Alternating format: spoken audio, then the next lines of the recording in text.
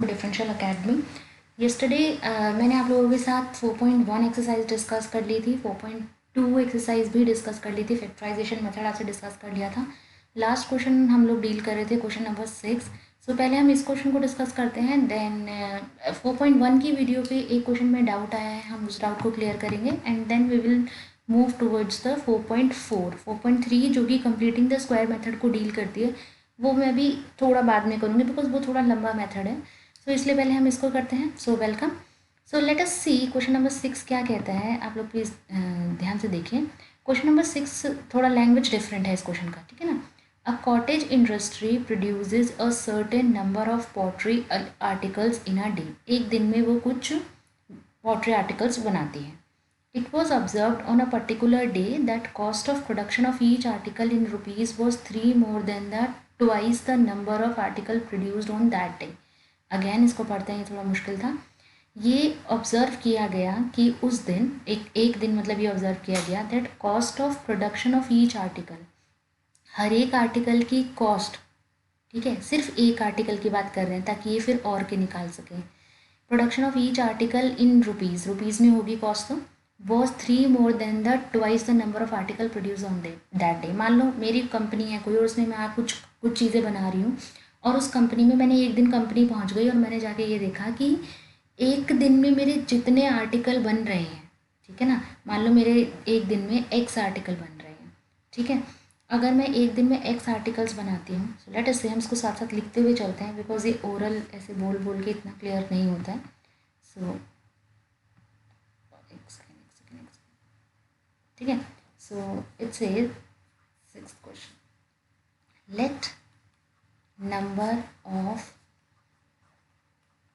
Articles in a day, ठीक है, वो बनते हैं एक्स, ठीक है, मतलब एक दिन में एक्स आर्टिकल से 5 आर्टिकल मान लो मन में समझने के लिए। It was observed on a particular day that cost of, it was observed on a particular date that the cost of each article in rupees, एक आर्टिकल की कॉस्ट 3 रुपये ज़्यादा थी किससे, twice the number of article produce on that day. तो कितने produce हुए, x, twice क्या हो गया इसका 2x प्लस 3, तो 3 + 2x जो है वो आपकी एक आर्टिकल की कॉस्ट है, ठीक है, वो ये कहने की कोशिश करें।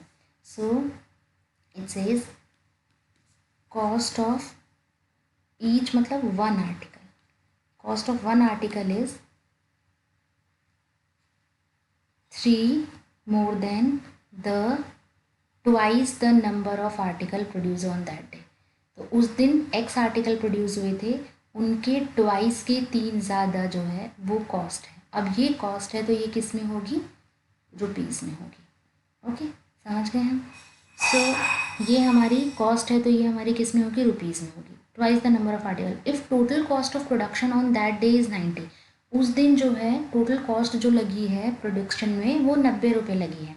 अब आप मुझे एक चीज़ बताओ, ये जो आपने अभी भी कॉस्ट निकाली है रुपीज़ में 3 + 2x, ये किसकी है, ये किसकी है, ये है एक आर्टिकल की। जब आपको एक की कॉस्ट पता है तो आप एक्स आर्टिकल्स की कॉस्ट निकाल सकते हो। कॉस्ट ऑफ एक्स आर्टिकल्स कितना हो जाएगा, क्योंकि देखो आर्टिकल एक्स बने थे, ठीक है, फिर उन्होंने बोला कि मान लो आज के दिन में 5 आर्टिकल बने हैं तो 5 पॉटरी आर्टिकल्स बने हैं, तो उन्होंने एक की कॉस्ट बता दी उस 5 के रिस्पेक्ट में, और फिर हम एक की पता है तो मैं 5 की निकालने के लिए मल्टीप्लाई तो करूँगी। तो ये चीज़ हमने किया है, ये हमारी एक की कॉस्ट है यानी 3 + 2x, इसको मैं जितने आर्टिकल्स प्रोड्यूस हुए हैं वो एक्स हुए हैं उससे मल्टीप्लाई कर दूँगी। थोड़ा एक्स हो रहा है, बहुत ज़्यादा प्रॉब्लम हो रहा है, बट इसको आप बार बार रीड करेंगे तो आपको समझ आ जाएगी। ये मल्टीप्लाई करके आ गया, तो ये कॉस्ट जो उस दिन लगी है वो ये कितने के बराबर है, 90 के बराबर, ये क्वेश्चन में दिया हुआ है। सो हमारी इक्वेशन क्या बनी, 2x² + 3x - 90 = 0। ये आपकी स्टैंडर्ड इक्वेशन बन के आ गई। ओके, अब जब ये आपकी स्टैंडर्ड इक्वेशन बन के आ गई तो अब आप इसको सॉल्व कर सकते हैं। तो लेट अस सी, सॉल्व करने पे ये मुझे क्या देता है कि प्रोडक्ट ऑफ नंबर्स, कल भी यही चीज़ हम यानी कि 90 × 2 यानी प्रोडक्ट होना चाहिए, इसका और इसका प्रोडक्ट करते हैं ना तो 180, और सम कितना है मेरा, यानी ये मेरा प्रोडक्ट है और मेरा सम कितना है 3। तो मुझे ऐसे नंबर ढूंढने हैं जिनको अगर मैं मल्टीप्लाई करती हूँ तो मेरे पास 180 आता है, सॉरी 90 के साथ माइनस का साइन भी है, -180 आता है, लेकिन ऐड करती हूँ तो 3 आता है। सो लेट अस से प्राइम फैक्टर मैंने आपको कल भी बताया था, प्राइम फैक्टर्स निकालते हैं। 45 3 1 ज़ा 3 5 ज़ा 3 5 ज़ा और 5 1 ज़ा। सो मेरे पास प्राइम फैक्टर्स क्या आ गए, मेरे पास प्राइम फैक्टर्स आ गए,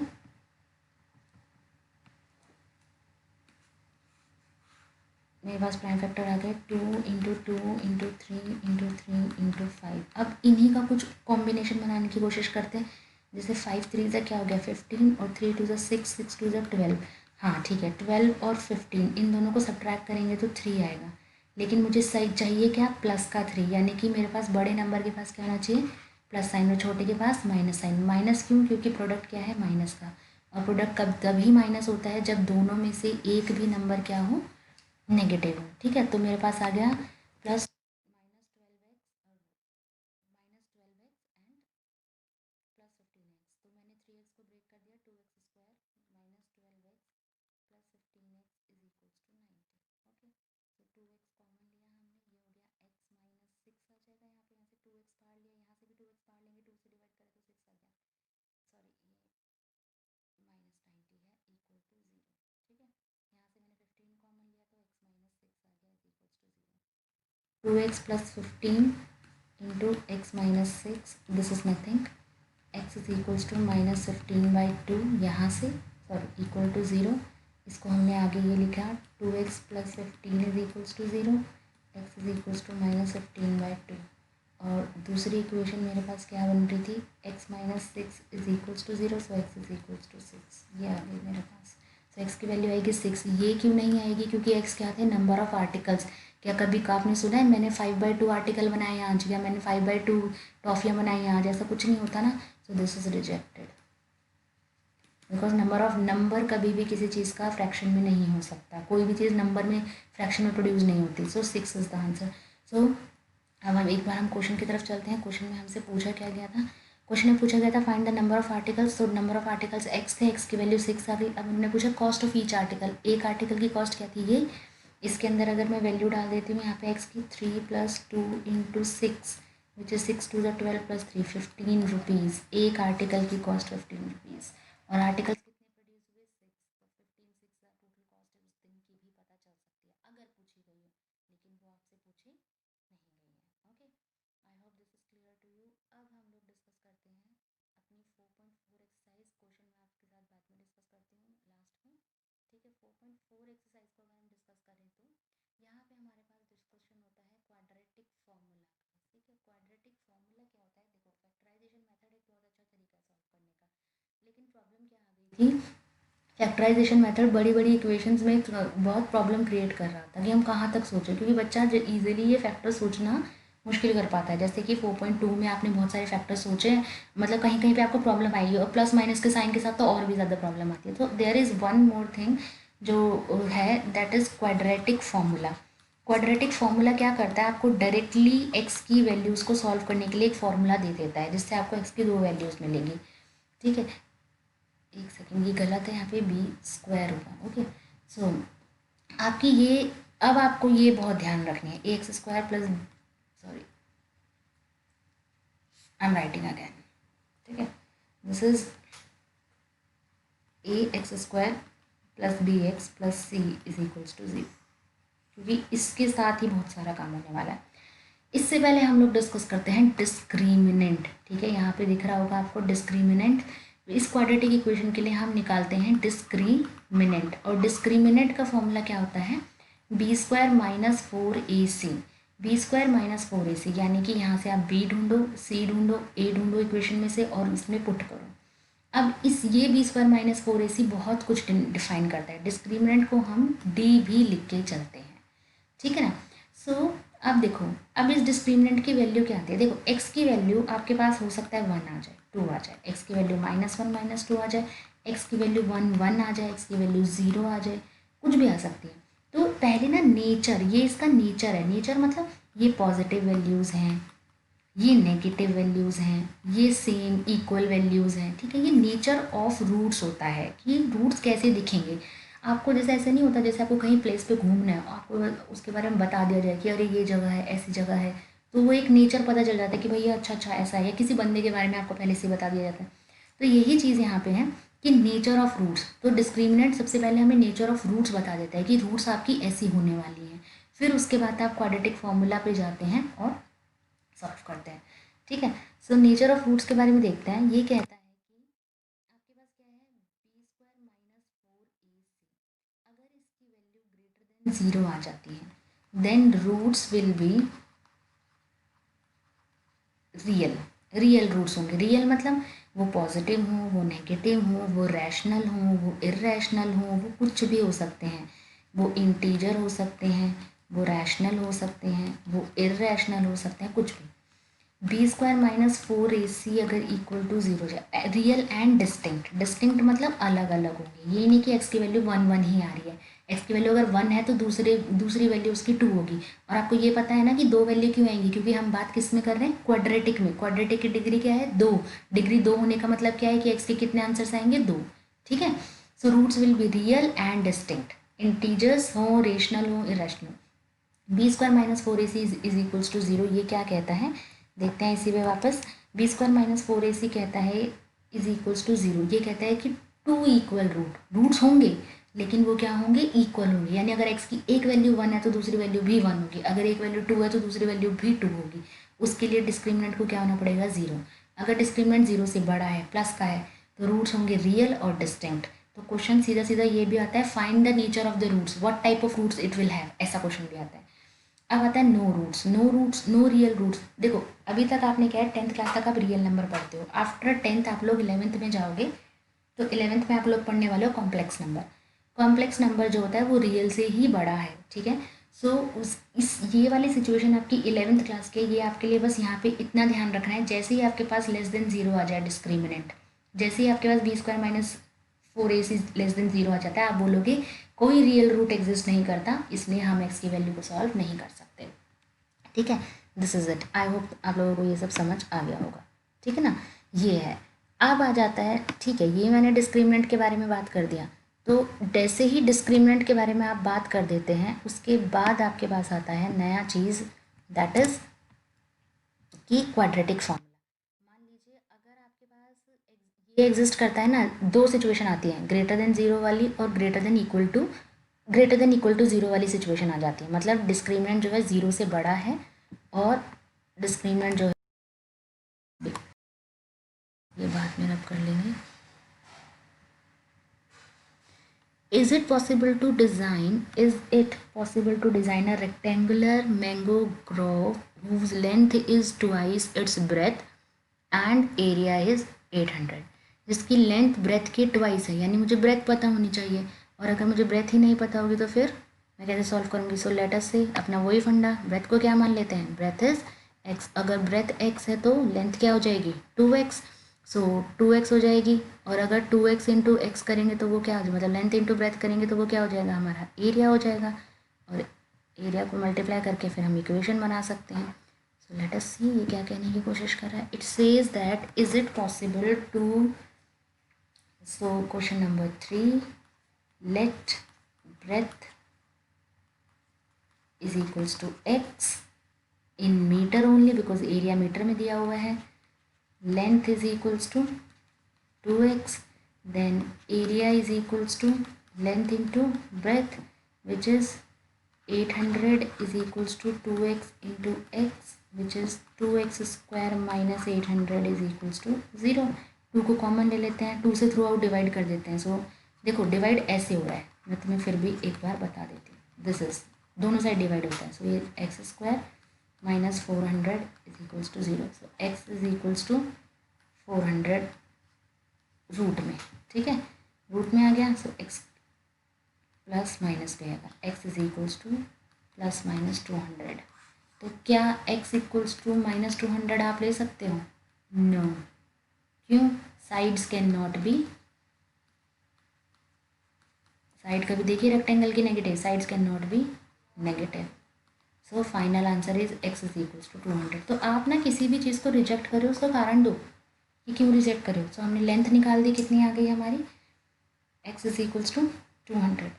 एक सेकेंड, ओहो 400 का रूट था, सॉरी 20, बता दिस इज 20 आएगा।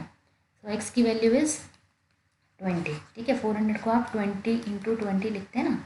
सो लेंथ हमारी कितनी आ गई, सॉरी एक्स तो ब्रेथ थी ना, तो ब्रेथ मेरी कितनी आ गई 20, और लेंथ कितनी है double the breadth which is 40।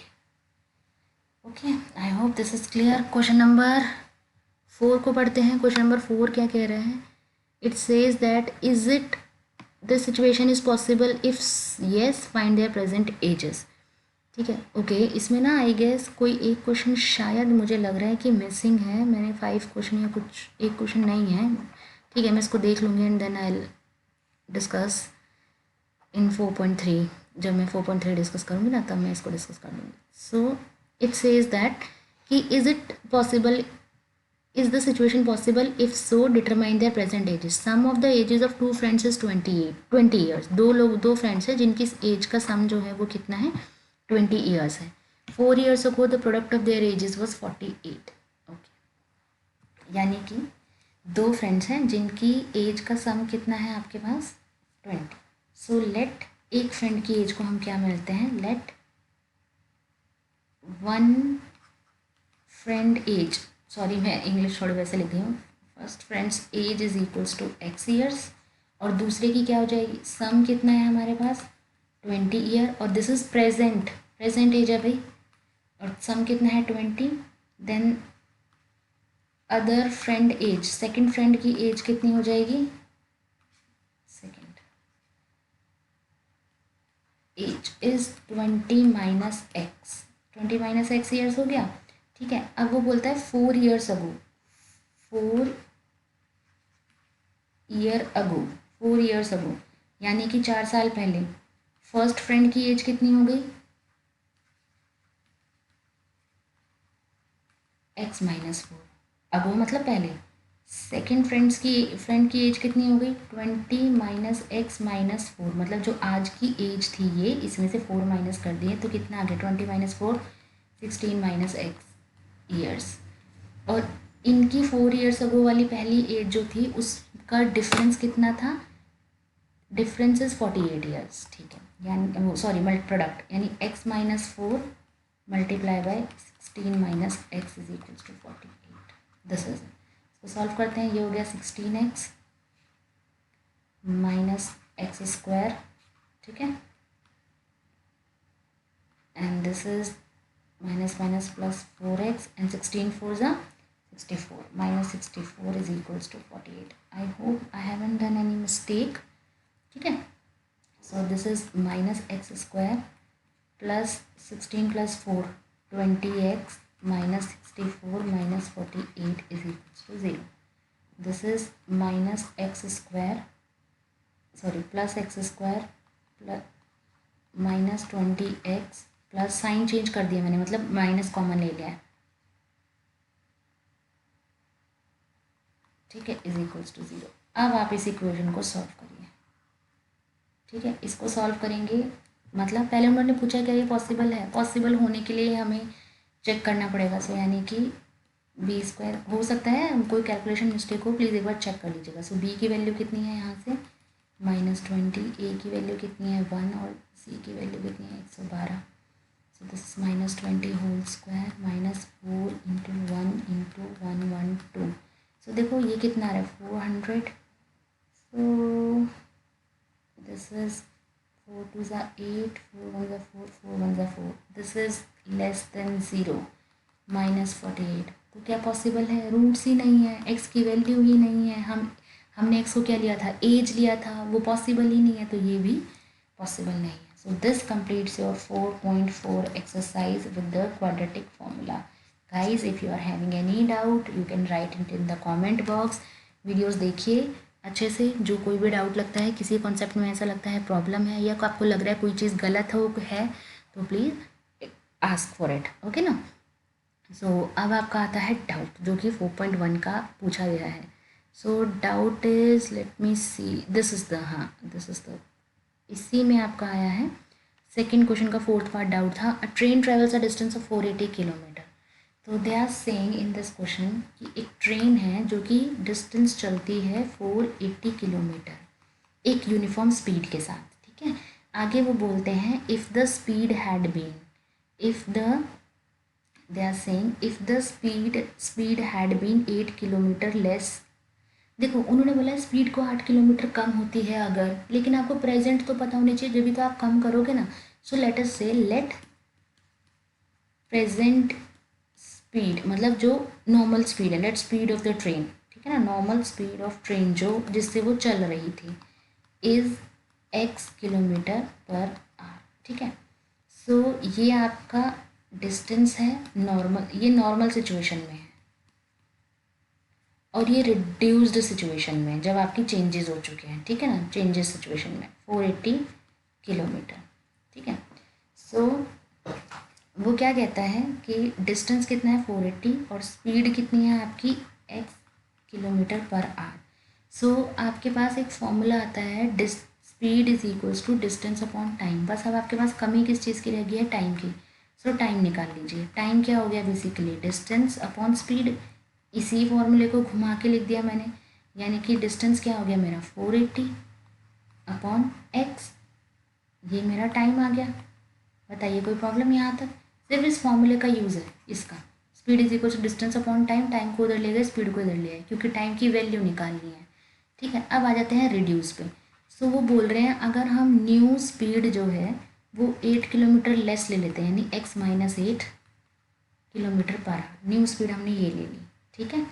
It takes 3 hours less, वो 3 घंटा कम लेती है लेकिन डिस्टेंस उतना ही चलती है 480, यानी कि नया टाइम मेरे पास कितना आ गया 480, जो कि पहला ये ओरिजिनल टाइम था, इसमें से मैंने नए टाइम में 3 माइनस कर दिया, ये मेरा नया टाइम आ गया। तो अब वो कहते हैं पर डिस्टेंस वो सेम ही चलती है।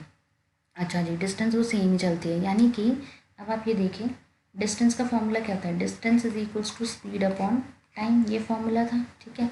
डिस्टेंस वो कितना चल रही थी हमारा, इतना ही क्या कहते हैं 480 पहले चल रही थी और 480 ही वो बाद में चल रही थी, ठीक है ना। So sorry sorry I have written wrong है, it is speed is equals to distance upon time.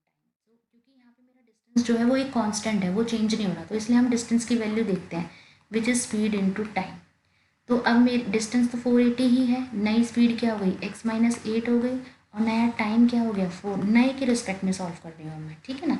480 upon x, एक सेकेंड ज़रा आप एक बार क्वेश्चन को फिर से देखिए, मुझे लग रहा है कुछ doubt. Okay 3 hours more, I am sorry मैंने यहाँ पे गलत बोल दिया, वो बोल रहे हैं 3 आवर्स ज़्यादा ले रही है, यानी कि यहाँ पे प्लस होगा नॉट माइनस, ठीक है। 3 घंटे ज़्यादा ले रही है वो चलने में, ठीक है। जब वो स्पीड कम करेगी तो ऑब्वियसली बात है ज़्यादा टाइम लेगी, इसीलिए मुझे थोड़ा लगा, ठीक है। सो अब हम इसको सॉल्व करते हैं। सो दिस इज +3, ठीक है। सो अब इसमें क्या होगा, आप क्या करेंगे, इसमें एलसीएम लेंगे यहाँ पे, ठीक है। तो ये हो जाएगा x minus 8 480 plus 3x, LCM लेने के बाद upon 3 into 480, sorry upon x। ये तो मल्टीप्लिकेशन में इधर तो लेने की ज़रूरत नहीं है, मैं इधर ले जाती हूँ सीधा। 480x is equals to x minus 8 480 plus 3x। अब आप इसको सॉल्व करेंगे, इस इक्वेशन को सॉल्व करिए अब आप। तो ये आपके पास क्या आती है सॉल्व होके, ये आपके पास आती है 480x is equals to 480x, ठीक है। ये इससे मल्टीप्लाई, देन ये इससे multiply plus 3x square minus ये इससे मल्टीप्लाई,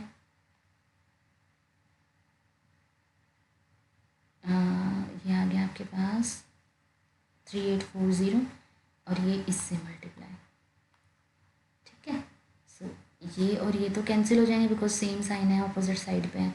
सो ये आ जाएगा 3x square minus 24x minus 3840 is equals to 0। 3 throughout 3 से डिवाइड कर देते हैं, तो ये हो जाएगा x square minus 8x minus 1280, ठीक है। अब आप इसको फैक्टराइजेशन, ये ओके इसमें तो सिर्फ क्वाड्रेटिक फॉर्म करनी थी तो आपने बना दी, okay. So this is it, ये हो चुका है। अगर आप जो भी जिस डाउट था अगर क्लियर हो गया है तो ओके, नहीं तो you can right again and I can explain again with I'll try to solve it with a different way. Okay, so this is it. We have done with 4.1, 4.2, 4.3. हमने ये तीनों exercises कर ली हैं. Again I am saying, if you are feeling any doubt, you can write it on the comment box. Okay, and one more thing, on this Sunday I will be uploading, because I think I can complete 4.3 in the next 2 days. आने वाले 2 दिनों में हम completing the square method भी cover कर लेंगे fully. ठीक है, so today, अब जब ये वीडियो अपलोड होगी तो Thursday, then Friday, Saturday, and on Sunday I will be giving you 10 questions. 10 questions upload होंगे. ठीक है, on Facebook also, on Instagram also. ठीक है, and on this here channel also. On Saturday in the last video 10 questions will be uploaded. You people solve them. Okay, only 10 questions. You people solve them, try them, and write the answers in the comment box on the Facebook page, or on the Instagram page. Go and like, share the Facebook and Instagram page. See NCERT आप लोग कर रहे हो, बहुत अच्छी बात है, लेकिन अगर आप 5-10 क्वेश्चंस हर एक टॉपिक पे एक्स्ट्रा भी करोगे ना, तो उससे आपकी ही प्लस पॉइंट है, कैलकुलेशन स्पीड बढ़ जाएगी और आप सॉल्व भी कर पाओगे. ठीक है, सो आप ये कीजिए और क्या कहते हैं, आंसर्स लिखिए. देन मंडे और ट्यूसडे की वीडियो में मैं उन 10 क्वेश्चंस के आंसर्स डिस्कस करूँगी, प्लस उन क्वेश्चंस के आंसर. अगर कमेंट बॉक्स में मेरे पास कोई डाउट आता है, इन केस अगर आप लोग लिखते हो कि हमें इस क्वेश्चन में डाउट था, उस क्वेश्चन में, या फेसबुक या इंस्टाग्राम पेज पे भी लिखते हो कि हमें इस क्वेश्चन या उस क्वेश्चन में डाउट आया, प्लीज़ एक्सप्लेन, तो मंडे या ट्यूसडे की वीडियो में हम उस डाउट को भी एक्सप्लेन करेंगे. Okay, so all the best, stay safe, stay home, and like, share and subscribe the channel. Spread it to your all friends. Good luck.